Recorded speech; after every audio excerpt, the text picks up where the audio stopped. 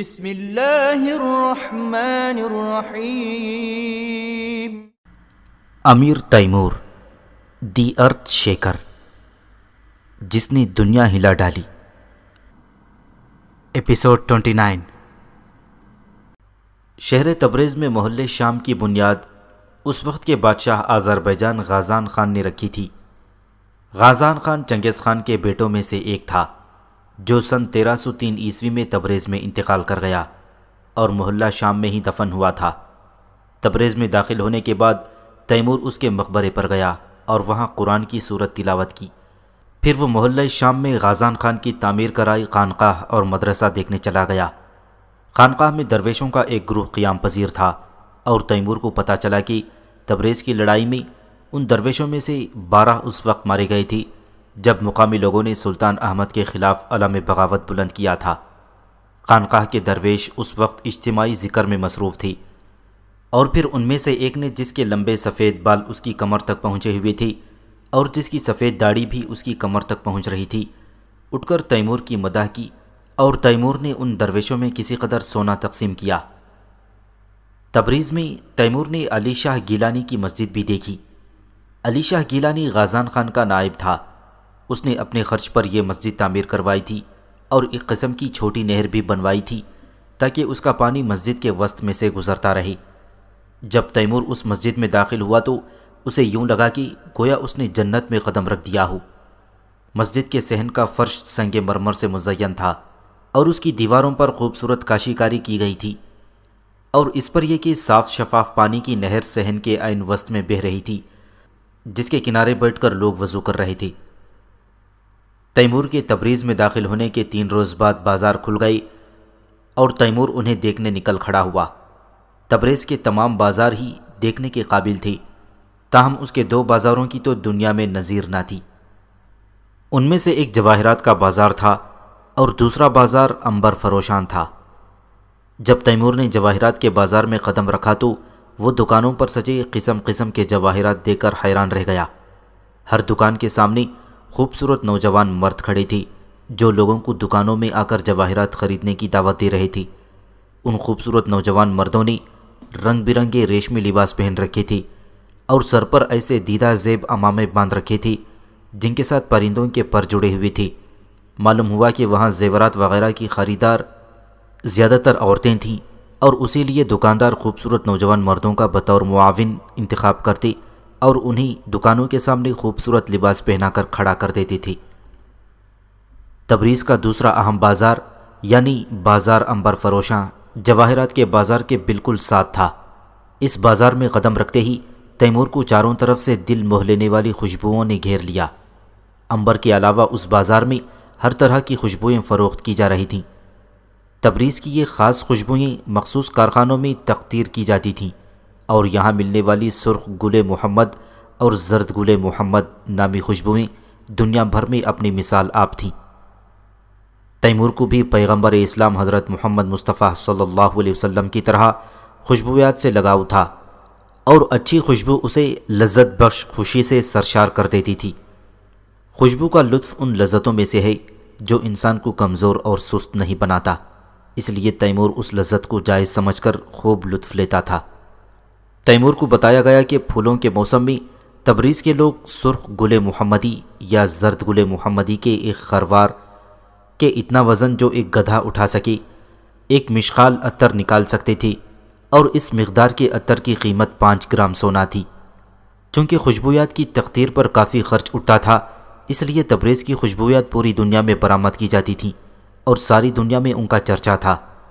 اس روز Timur نے بھی بازار عنبر فروشاں میں مختلف قسم کے عطر اور خوشبوئیں خرید لیں، بالخصوص گل سرخ کا عطر، گل زرد کا عطر، عطر یاس، نیز بہت سے نافہائے مشک بھی خریدے۔ تبریز میں 2 دریا بہتے تھے، ایک کا نام مہران رود تھا، دوسرے کا نام سرد رود، اور دونوں دریاؤں کا ماخذ کوہ سہند تھا جو تبریز کے جنوب میں واقع ہے۔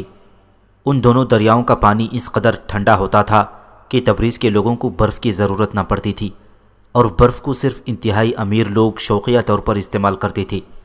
یہ دونوں دریا ایک اور سرد آب نامی دریا میں گر کر مدغم ہو جاتے اور پھر آخر میں بحر جیجست میں جا گرتے۔ تبریز میں تیمور نے ایک دن کپڑے کے بازار میں بھی گزارا اور وہاں کپڑوں کی مختلف اقسام دیکھیں۔ وہاں اسے دیبا یعنی ریشم کی ایک قسم، اطلس کے اونی کپڑے اور دیگر کچھ اقسام کے کپڑے دیکھنے کو ملے، اور معلوم ہوا کہ یہ تمام اقسام کے کپڑے تبریز میں ہی تیار ہوتے تھے۔ یہاں کے اطلس اور دیبا کے پارچہ جات کے ملک فرانس میں بھی بہت مانگ تھی۔ چونکہ تیمور نے تبریز میں قتل عام اور لوٹ مار سے منع کر دیا تھا، اس لیے اس نے شہر کی دیوار کو گرانا بھی مناسب نہ جانا اور اس بات کی اجازت دے دی کہ جنگ کے دوران فصیل کا جو حصہ تباہ ہو گیا تھا اس کی تعمیر نو کر دی جائے۔ آذربائیجان میں داخل ہونے سے کافی عرصہ پہلے ہی تیمور کی خواہش تھی کہ اگر وہ کبھی آذربائیجان گیا تو شبستر میں شیخ محمود شبستری کے مزار پر پہنچ کر ان کی بخشش کی دعا کرے، اس لیے کہ تیمور کے نزدیک اس نیک آدمی کا ان پر حق تھا، اور وہ اس بنا پر کہ تیمور نے ان کی کتاب گلشن راز پڑھ کر بہت کچھ سیکھا۔ اپنی اس کتاب میں شیخ محمود شبستری نے تیمور کو ازلی اور ابدی اسرار سے آشنا کر دیا تھا۔ ان کی کتاب اگرچہ مختصر ہے، لیکن چونکہ یہ ایک گوہر نایاب ہے، اس لیے اختصار کے باوجود بڑی ہی بیش قیمت اور نایاب ہے۔ شیخ محمود شبستری نے اس کتاب میں 1000 سے زیادہ اشعار نہیں کہی، تاہم یہ اشعار انسان کو بہت سی باتیں سکھاتے ہیں۔ تیمور کے نزدیک اس مثنوی کی بے حد اہمیت تھی اور وہ اسے مثنوی مولانا روم پر ترجیح دیتا تھا۔ جیسا کہ پہلے ذکر آ چکا ہے، تیمور کو یہ غلط فہمی ہو گئی تھی کہ مولانا روم نے اپنی مثنوی میں تمام ادیان کو ایک ہی صف میں لا کھڑا کر دیا ہے، یعنی ان کے نزدیک سبھی مذہب ایک جیسے ہیں، ان میں کوئی فرق نہیں اور کسی مذہب کو دوسرے مذہب پر کوئی فوقیت حاصل نہیں۔ تیمور اسے قرآن پاک کی واضح آیت کے سراسر خلاف سمجھتا، کیونکہ 200 سے زیادہ قرآنی آیاتوں میں اسلام کو دوسرے تمام مذاہب سے برتر قرار دیا گیا ہے۔ تاہم مولانا روم کی یہ سب غلط فہمی کا شاخسانہ ہی لگتا ہے۔ شیخ محمود شبستری کا پوتا شیخ مسعود چونکہ تبریز میں تھا، اس لیے تیمور نے شبستر جانے سے متعلق اپنی خواہش کا اظہار اس سے کیا۔ تیمور کے اس اظہار پر وہ بے حد خوش ہوا اور بولا، اے امیر، مجھے یقین ہے کہ تیرے شبستر جانے سے عالم ارواح میں میرے دادا کی روح وجد میں آ جائے گی۔ جس روز تیمور شبستر کی طرف روانہ ہوا اس روز موسم ابر آلود تھا اور آذربائیجان کے موسم خزاں کا، جو نواحی علاقوں کی نسبت جلد شروع ہو جاتا ہے، آغاز ہو چکا تھا۔ تیمور سوچ رہا تھا کہ اسے اب وہاں سے کوچ کرنا چاہیے اور چاہیے کہ خراسان سے ہوتا ہوا کیش پہنچ جائے۔ تیمور جانتا تھا کہ اگر وہ تیز رفتاری سے کام لے تو موسم سرما سے پہلے کیش پہنچ سکتا ہے، تاہم اس کے وہم و گمان میں بھی یہ بات نہ تھی کہ ماورون نہر تک پہنچتے پہنچتے اسے ایک اور جنگ کا سامنا کرنا پڑے گا۔ شبستر کے مرد، زن اور بچے تیمور کے راستے کے دونوں طرف کھڑے تھے اور بچے تیمور کی طرف اشارہ کر کے ایک دوسرے کو بتا رہے تھے۔ شہر میں داخل ہونے کے بعد شیخ مسعود نے تیمور کو کھانے کی دعوت دی اور وہ اپنے بال بچوں کو تیمور سے ملانے لایا۔ کھانا کھانے کے بعد تیمور شیخ محمود شبستری کے مزار کے دیدار کی خاطر روانہ ہو گیا۔ وہاں تیمور نے دیکھا کہ اس شخص کا مزار بری حالت میں ہے، چنانچہ تیمور نے فوری حکم دیا کہ کسی تاخیر کے بغیر اس عالم فاضل انسان کا مزار ایسا بنایا جائے جو اس کے علمی اور دینی مرتبے کی شایع نشان ہو۔ شیخ محمود کے مزار پر فاتحہ خوانی اور اس کی تعمیر کا حکم دینے کے بعد تیمور نے واپسی کا ارادہ کیا اور شیخ مسعود سے پوچھا کہ اس قصبے کی کل آبادی کتنی ہے۔ شیخ مسعود نے بتایا تقریباً 6000۔ تیمور نے کہا یقیناً بچے بھی اس تعداد میں شامل ہوں گے؟ وہ بولا ہاں اے امیر۔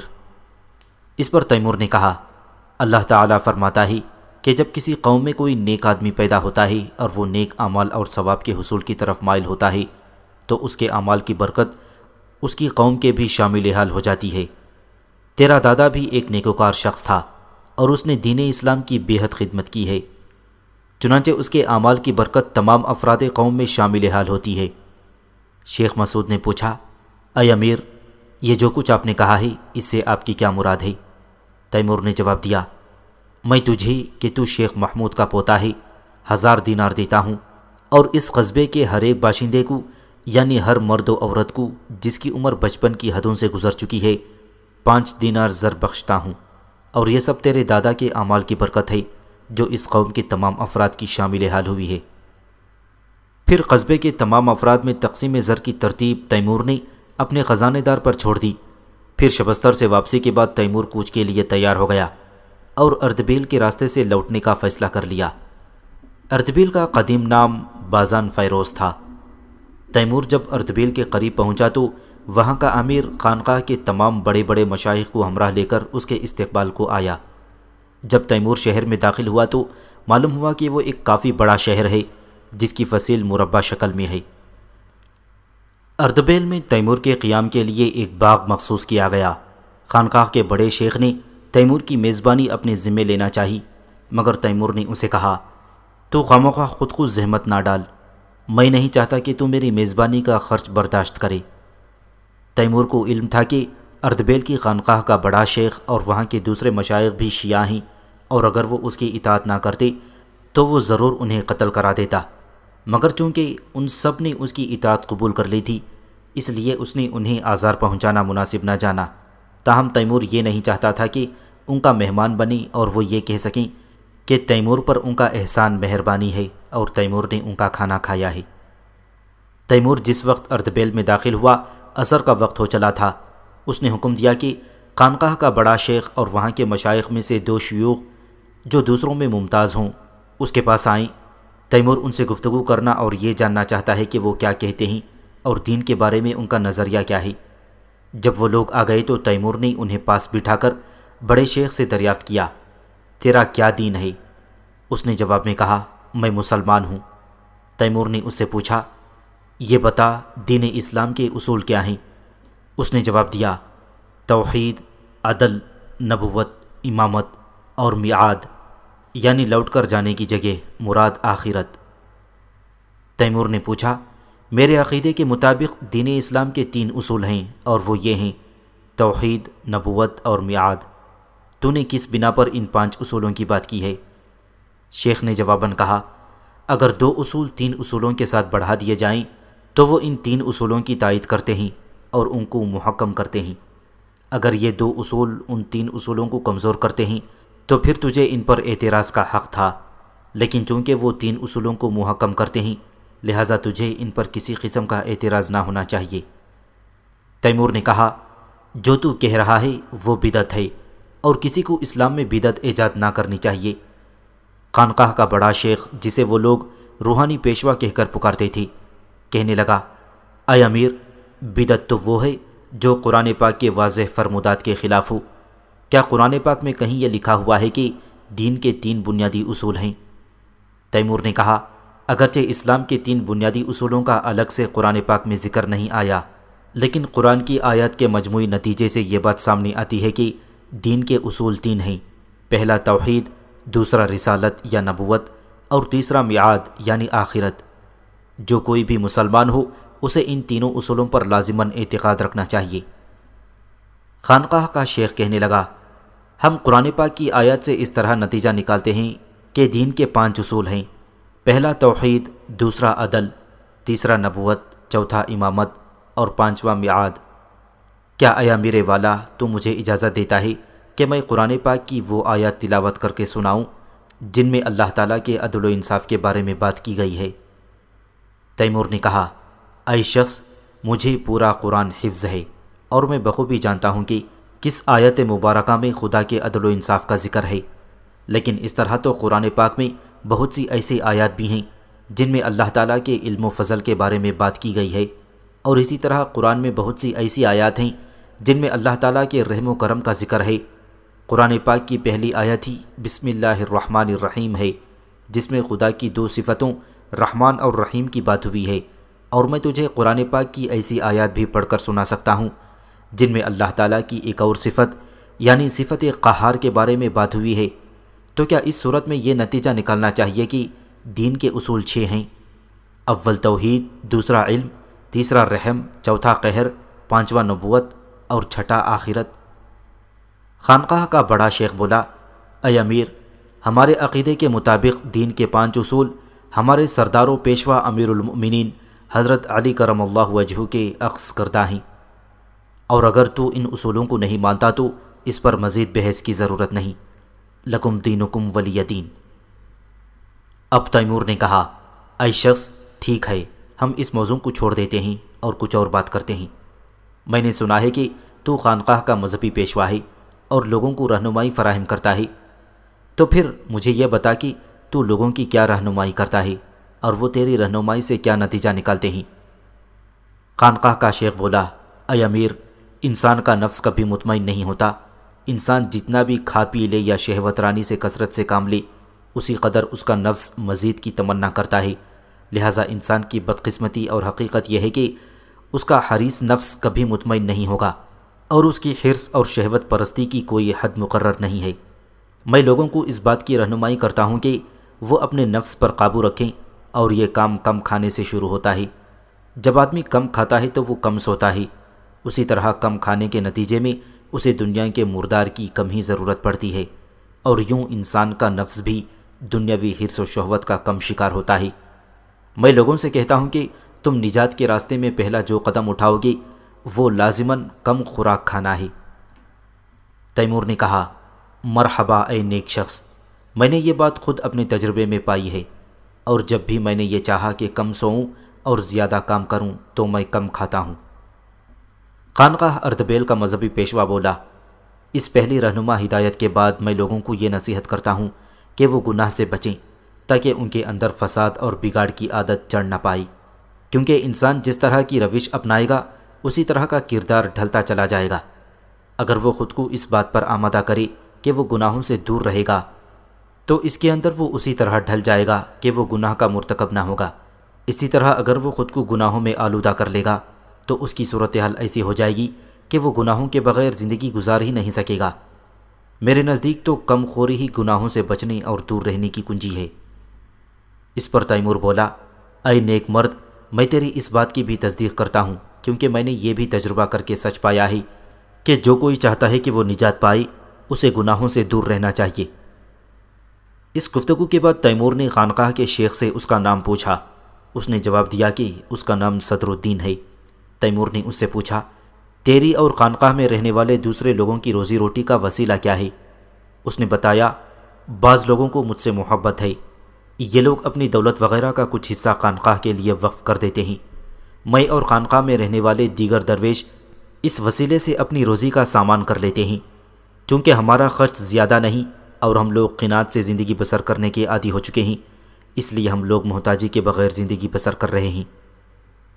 اگرچہ صدر الدین اور خانقاہ کے تمام مشائخ شیعہ تھے، مگر تیمور ان کی پاکیزہ باطنی سے بہت متاثر ہوا، اور اس نے اردبیل سے روانہ ہونے سے قبل سلطان احمد کے دیہاتوں میں سے 4 دیہات خانقاہ اردبیل کے لیے وقف کر دیے، اور چونکہ مذکورہ دیہات کی آمدنی کافی زیادہ تھی، اس لیے تیمور کو توقع تھی کہ خانقاہ میں رہنے والوں کا زندگی گزارنے کا انداز بہت بہتر ہو جائے گا۔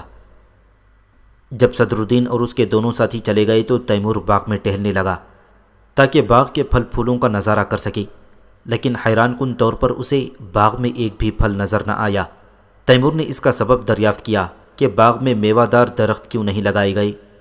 اسے جواب ملا کہ اردبیل میں پھل والے کسی بھی درخت کو پھل نہیں لگتا، حتیٰ کہ پورے شہر میں ایک بھی میوہ دار درخت موجود نہیں ہے۔ اردبیل میں قیام کے دوران تیمور نے 2 اور باتیں بھی دیکھیں۔ ان میں سے ایک ایسا پتھر تھا جو سنگ باران یعنی بارش کا پتھر کے نام سے مشہور تھا، اور اسے شہر کے باہر رکھا گیا تھا۔ اردبیل کے رہنے والوں نے بتایا کہ اگر اس پتھر کو موسم برسات میں یعنی خزان سے بہار تک شہر کے باہر سے اندر منتقل کر دیا جائے اور مرکزی چوک میں رکھ دیں تو فوراً بارش شروع ہو جائے گی، اور جب اسے دوبارہ شہر سے باہر لے جائیں تو بارش رک جائے گی۔ اردبیل میں قیام کے دوران تیمور کے سامنے پتھر کو چند ایک مرتبہ باہر سے لا کر مرکزی چوک پر رکھا گیا۔ اس وقت جیسا کہ پہلے ذکر آیا ہے کہ خزاں کا موسم تھا، جیسے ہی پتھر کو چوک میں رکھا گیا بارش شروع ہو گئی، اور جیسے ہی پتھر کو دوبارہ شہر سے باہر لے جاتے تو بارش رک جاتی۔ تیمور اس سب کے پیچھے کار فرما حکمت عملی کو قطعاً سمجھ نہ پایا، اور شہر کے باشندے بھی اس کی حقیقت بیان کرنے سے قاصر تھے کہ آخر پتھر میں ایسی کیا خاصیت ہے کہ اس کی آمد سے بارش برسنے لگتی ہے اور اس کے واپس چلے جانے سے رک جاتی ہے۔ دوسری چیز جس نے اردبیل میں تیمور کو حیران کر دیا وہ یہ تھی کہ ایک روز تومان باشی نصرت الدین نے، جو کہ اس دستے کا سردار تھا جسے سلطان سلیمان نے تیمور کی مدد کے لیے بھیجا تھا، تیمور کو آدھی رات کے وقت اطلاع دی کہ اس کی فوجی چھاؤنی پر بہت خوفناک بڑے بڑے چوہوں نے حملہ کر دیا ہے۔ اس نے ان میں سے کچھ چوہے تیمور کے پاس بھی بھیجوائے تاکہ اسے اندازہ ہو سکے کہ وہ کس قسم کے خوفناک چوہے تھے، جنہوں نے نصرت الدین کی چھاؤنی پر حملہ کیا تھا۔ نصرت الدین کہنے لگا کہ میں حق بجانب تھا کہ وہ چوہے خوفناک ہیں، کیونکہ ہر چوہا کسی بلی کے بچے جتنا بڑا تھا۔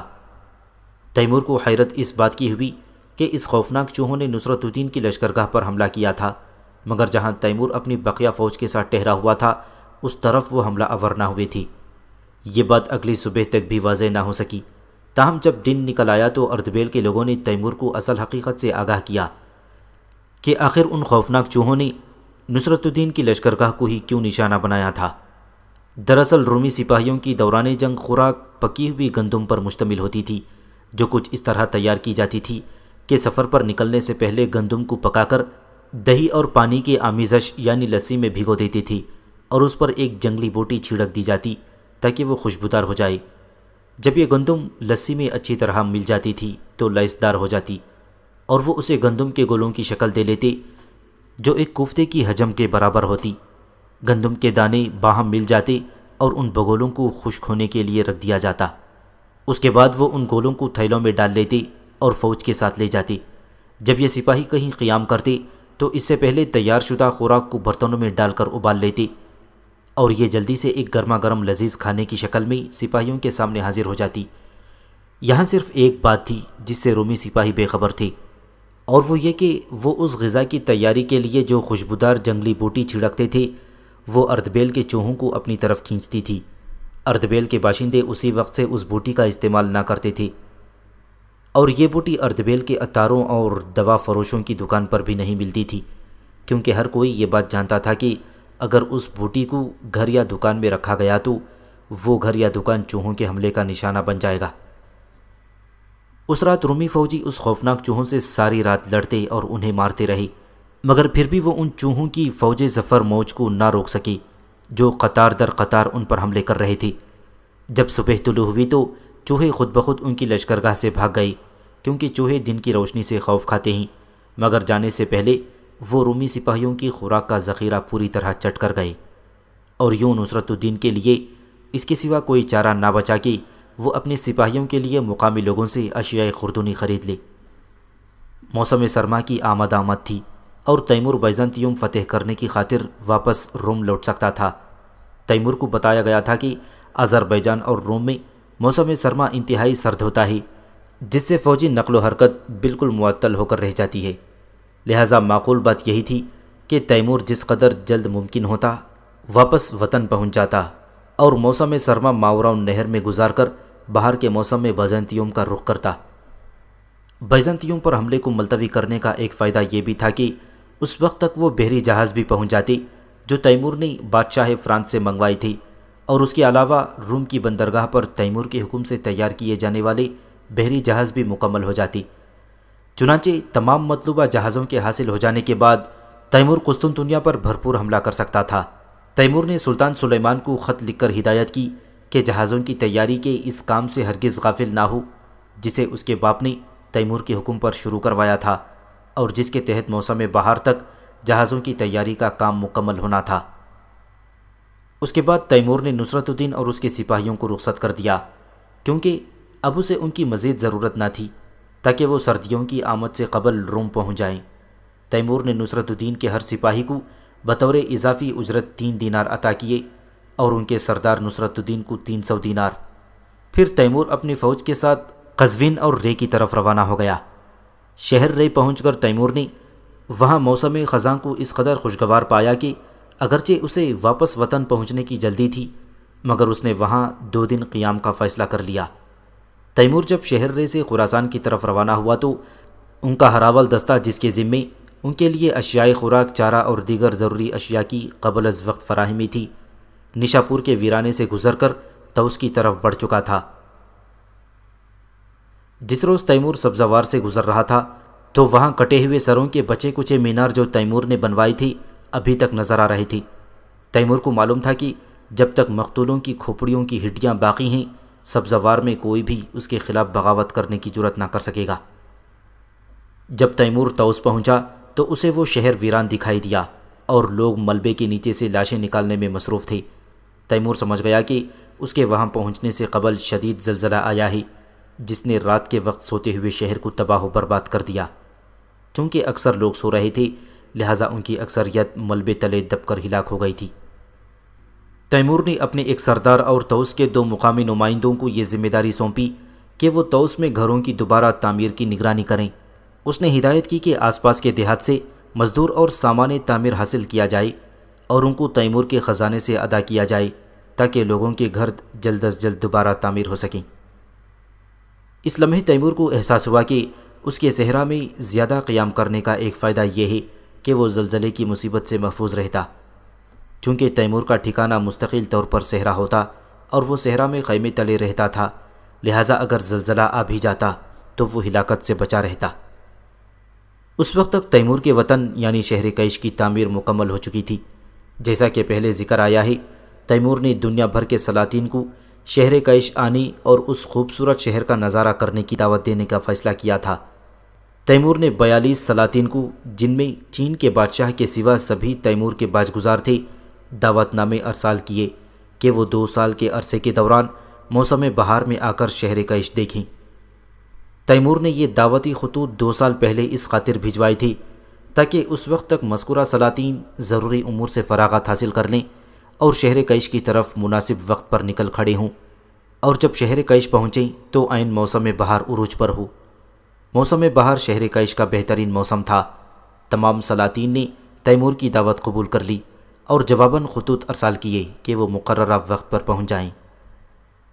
تیمور کے خط کے جواب میں چین کے بادشاہ نے تیمور کو ایک جوابی خط لکھا جس میں اس نے یوں تحریر کیا: تیمور بیگ، جو خود کو ان سے بڑھ کر بتاتا ہے جو وہ اصل میں ہیں، یہ جان لے کہ میں مملکت چین کا بادشاہ ہوں جو جابلقا سے جابلسا تک پھیلا ہوا ہے۔ میرے ملک میں بے شمار کسان ہیں جن کی تعداد صحرا کے ریت کے ذروں اور سمندر میں مچھلیوں کی تعداد سے زیادہ ہیں۔ جب میری فوج حرکت میں آتی ہے تو زمین کانپ اٹھتی ہے۔ اگر پہاڑوں کے پیر ہوتے تو وہ میری فوج کی ہیبت سے بھاگ کھڑے ہوتے۔ تیری یہ جرت کیسے ہوئی کہ مجھ جیسے بادشاہ کو یہ دعوت دے کہ وہ ان چند اینٹ پتھروں کو دیکھنے تیرے ملک میں آئے جو تو نے وہاں اوپر تلے جمع کیے ہیں؟ میں اس قدر عظیم ہوں کہ جب دنیا کے سلاطین میرے سامنے آتے ہیں تو انہیں 10 بار جھک کر فرشی سلام کرنا پڑتا ہے، پھر جا کر میں انہیں اپنے تخت کے پایوں تک پہنچنے کی اجازت دیتا ہوں۔ جب اینٹ پتھر باہم جوڑ کر تو پھولے نہ سمایا اور سمجھا کہ تو نے کوئی بڑا کارنامہ انجام دیا ہے، اگر تو ملک چین آ کر وہ دیواریں دیکھے جو میرے آبا و اجداد نے تعمیر کروائی ہیں تو تجھے پتہ چلے گا کہ یہ دیواریں ہزاروں میل لمبی ہیں۔ انہیں دیکھ کر تو حیرت سے ناخن چبانے لگے گا۔ تیمور بیگ، میرے ملک کے سردار تجھ سے کہیں زیادہ طاقتور اور زیادہ مالدار ہیں۔ جس دن تو میرے کسی ایک سردار کے برابر دولت اور قوت حاصل کرنے میں کامیاب ہو گیا تو اس روز میں تجھے اجازت دوں گا کہ تو مجھے اپنے وطن آنے کی دعوت دے، اور جب تک تو اس مرتبے تک نہیں پہنچتا تو تیرے لیے یہی بہتر ہے کہ تو خود کو میرے چاکروں میں شمار کرے اور کبھی تو اپنی اوقات سے تجاوز کرنے کا سوچنا بھی نہیں۔ جیسے ہی تیمور کو یہ خط ملا تو چونکہ دنیا بھر کے بادشاہوں کے کیش پہنچنے میں ابھی 2 سال تھے، اس لیے تیمور نے پختہ ارادہ کر لیا کہ وہ چین جائے گا اور چین کے بادشاہ پر یہ ثابت کر دے گا کہ وہ اس سے برتر ہے۔ تیمور نے چین کے بادشاہ سے جنگ کے لیے فوج تیار کی اور چین کی طرف نکل کھڑا ہوا، لیکن ابھی چین کے راستے ہی میں تھا کہ اس پر سختہ طاری ہو گیا، بالکل ویسا ہی جیسا کہ اس نے خواب میں دیکھا تھا اور جس کا ذکر پہلے آ چکا ہے۔ وہ 7 روز تک بستر پر رہا اور 7ویں دن اس کی روح قفس عنصری سے پرواز کر گئی، اور یوں اس عظیم فاتح اور جرنیل کی حیرت انگیز زندگی کا باب مکمل ہو گیا۔ تیمور کی لاش سمرقند پہنچا دی گئی اور اسی قبر میں دفنا دی گئی جو تیمور نے موت سے قبل اپنے لیے تیار کروائی تھی۔